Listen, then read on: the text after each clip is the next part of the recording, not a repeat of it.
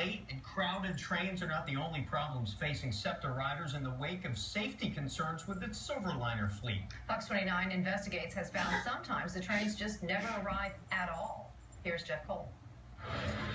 These SEPTA trains lumbering in and out of Center City are likely packed and running late. How has the experience been for you? What's it been like?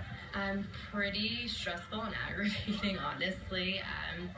There's just been lots of delays.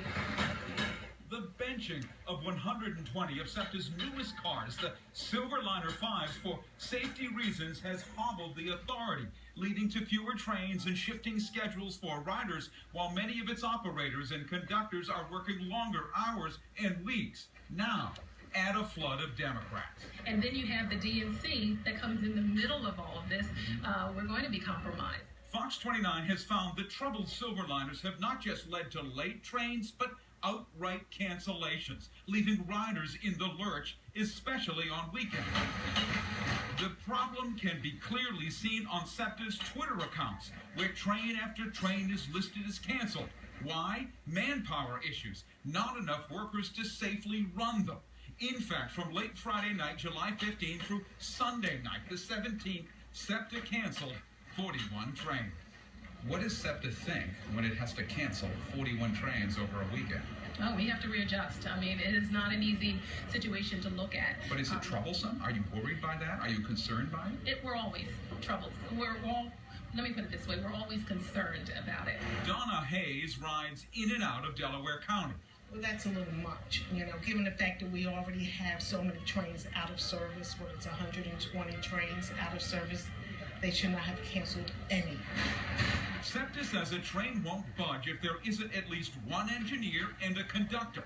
It says the manpower issues are due to having 22 fewer engineers, operators, than it needs across the system, it being vacation season and what it describes as call-ins, sick calls. It is possible that the conditions are such that people are having to call in sick. Paul Poke-Roca leads the union representing conductors, assistant conductors, and some engineers. He argues his people are being stretched to the breaking point to keep the system running in crisis and sees no sign of sick call abuse. He says SEPTA mismanages its workforce by limiting vacation time and failing to promote. Some of your workers who would work 5 days a week are working 6 because of the Silverliners, correct? Correct. So wouldn't it be that some of those guys and gals just think, you know what, I don't want to work today. I'm calling in sick. Forget it.